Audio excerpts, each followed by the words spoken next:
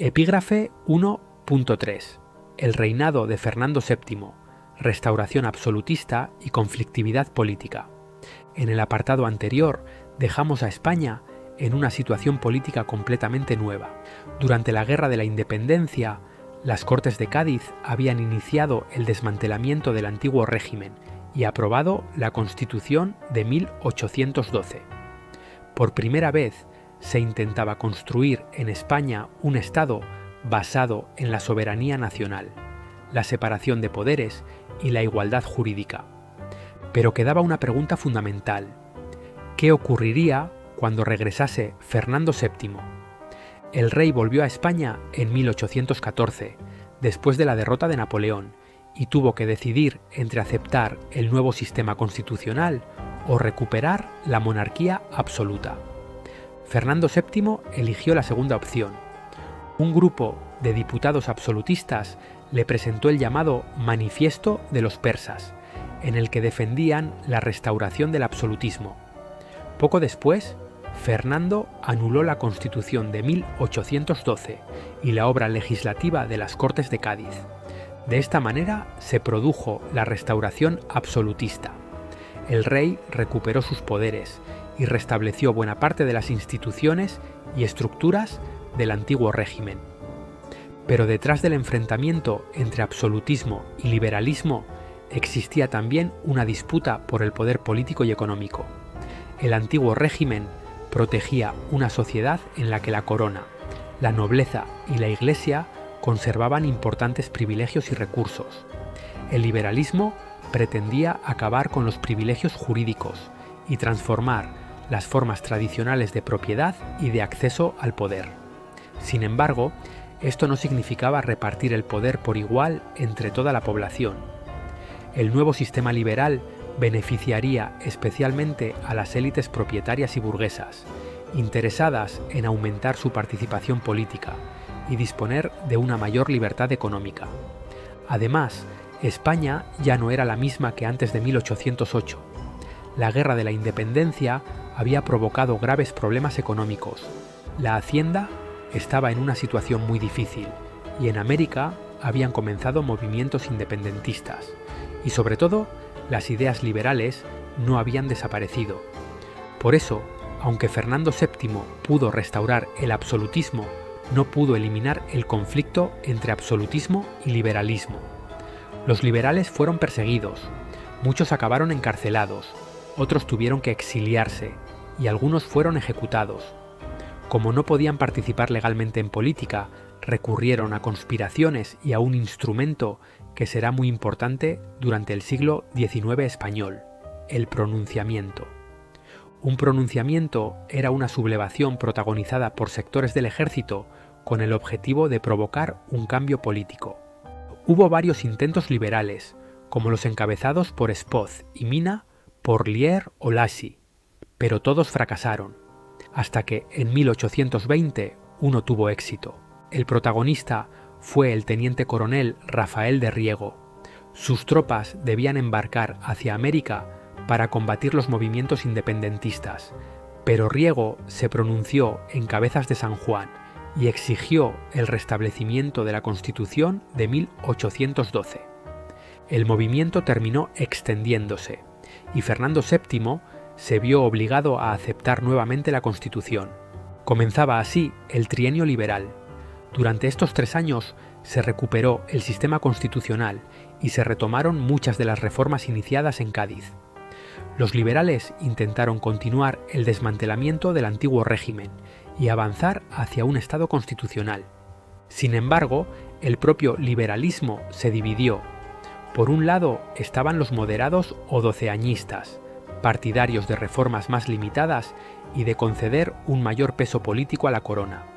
Por otro, los exaltados, que defendían una aplicación más profunda del programa liberal. A esta división se añadía un problema fundamental. Fernando VII nunca aceptó realmente el sistema constitucional. Aunque había jurado la Constitución, intentó obstaculizar a los gobiernos liberales y buscó apoyos para recuperar su poder absoluto. Además, apareció una oposición realista, formada por los defensores del absolutismo y del orden tradicional. El conflicto tenía también una dimensión internacional. Tras la derrota de Napoleón, las grandes monarquías europeas intentaban impedir la expansión de nuevas revoluciones liberales. Finalmente, en 1823, un ejército francés conocido como los 100.000 hijos de San Luis entró en España y puso fin al trienio liberal. Fernando VII recuperó nuevamente el poder absoluto y comenzó otra dura persecución del liberalismo. Riego fue ejecutado, mientras continuaban las conspiraciones y el exilio. Posteriormente, personajes como Mariana Pineda o el general Torrijos se convertirían en símbolos de la resistencia liberal. Pero en los últimos años del reinado ocurrió algo importante. Fernando VII comenzó a encontrar oposición no solo entre los liberales, sino también entre los propios absolutistas. La grave situación económica obligó a la monarquía a introducir algunas reformas administrativas y financieras. Los absolutistas más radicales consideraban que cualquier reforma suponía una concesión excesiva. Estos sectores, conocidos como realistas o apostólicos, comenzaron a agruparse alrededor de Carlos María Isidro, hermano del rey. En 1827, parte de este descontento dio lugar a la revuelta de los agraviados o malcontents. Fernando VII se encontraba así entre dos oposiciones: los liberales, que querían una monarquía constitucional, y los realistas más radicales, que defendían un absolutismo aún más rígido. A este problema se añadió la cuestión sucesoria. Fernando VII no tenía hijos varones y en 1830 promulgó la pragmática sanción, que permitía que su hija Isabel heredase la corona. Carlos María Isidro quedaba apartado de la sucesión. Los absolutistas más radicales comenzaron entonces a apoyarlo, y alrededor de su figura fue tomando forma el carlismo, que defendía sus derechos al trono y una concepción tradicionalista de la monarquía. Pero mientras absolutistas y liberales luchaban por el futuro político de España, la monarquía estaba perdiendo la mayor parte de sus territorios americanos. Para entender la independencia de la América española, debemos tener en cuenta varias causas. Existía un importante descontento entre los criollos, es decir, los descendientes de europeos nacidos en América.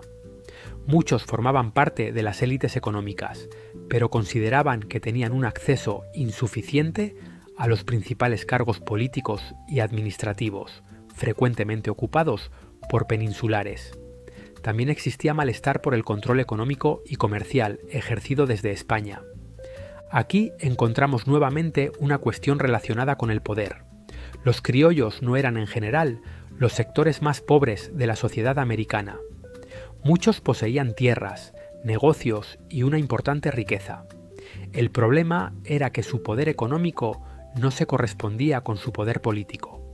Una parte de estas élites quería controlar directamente las instituciones y los recursos de sus territorios, sin depender de las autoridades enviadas desde España. Por eso, detrás de las independencias encontramos también una disputa entre distintas élites por el control político y económico de América. A estas causas se añadieron la influencia de la Ilustración y del liberalismo, y el ejemplo de la independencia de Estados Unidos. Pero el desencadenante fundamental fue la crisis de la monarquía española de 1808. Las abdicaciones de Bayona provocaron también en América un vacío de poder. Surgieron juntas que inicialmente afirmaban gobernar en nombre de Fernando VII, pero con el tiempo muchos de estos movimientos evolucionaron desde la autonomía hacia la independencia. Cuando Fernando regresó al trono, rechazó estas aspiraciones e intentó recuperar el control mediante la fuerza. El conflicto se convirtió así en una guerra entre la monarquía española y los movimientos independentistas. No necesitamos estudiar la independencia de cada territorio por separado. Lo importante es comprender el proceso general. Desde aproximadamente 1810 se extendieron las rebeliones independentistas. Tras el regreso de Fernando VII, España intentó recuperar militarmente el control, pero a partir de 1820 los movimientos independentistas avanzaron de forma prácticamente definitiva. Dos figuras destacan especialmente: Simón Bolívar, fundamental en el norte de Sudamérica, y José de San Martín, protagonista de las campañas del sur. La batalla de Ayacucho, en 1824, fue decisiva. Hacia 1826, España había perdido prácticamente todas sus posesiones en la América continental y solo Cuba y Puerto Rico permanecieron bajo soberanía española en América. La pérdida del imperio significó para España la desaparición de importantes mercados y recursos fiscales y una reducción de su peso internacional. A raíz del vacío de poder que la Guerra de la Independencia abrió en España entre 1808 y 1810, los cabildos americanos se configuraron como auténticos gobiernos provisionales. En 1811, la Junta de Caracas proclamó la independencia de Venezuela. Bajo el impulso de hombres como Simón Bolívar y Francisco de Miranda o jefes militares como José de San Martín, todas las colonias del subcontinente siguieron el ejemplo de Venezuela. Restablecida la monarquía de los Borbones, España intentó sin éxito recuperar las colonias americanas y solo mantuvo el control sobre Cuba. Si observamos ahora el reinado en conjunto, podemos encontrar un elemento común en muchos de estos conflictos: la disputa por el poder. Los absolutistas querían conservar una monarquía y una sociedad basadas en las estructuras tradicionales. Las élites liberales pretendían acceder al poder político y construir un nuevo sistema basado en la propiedad, la igualdad jurídica y la libertad económica. Los realistas defendían todavía con mayor firmeza el orden tradicional. Y en América, buena parte de las élites criollas cuestionaron el control político y económico ejercido desde la metrópoli. Esto no significa que todos estos conflictos puedan explicarse únicamente por intereses económicos. Existían profundas diferencias ideológicas, políticas y territoriales. Pero preguntarnos quién tenía el poder, quién quería acceder a él y qué intereses defendía cada grupo nos permite comprender mucho mejor este periodo. Cuando Fernando VII murió en 1833, dejó abiertas dos grandes cuestiones. Una cuestión dinástica, Isabel frente a Carlos María Isidro, y otra cuestión política todavía más profunda, liberalismo frente a absolutismo. Ambos conflictos acabarán relacionados con las guerras carlistas. Por tanto, el reinado de Fernando VII no consiguió cerrar la crisis iniciada en 1808. Al contrario, demostró que regresar de manera estable al antiguo régimen era cada vez más difícil. La muerte del rey abrió así una nueva etapa en la que, en medio de guerras y conflictos políticos, comenzaría a consolidarse el Estado liberal en España.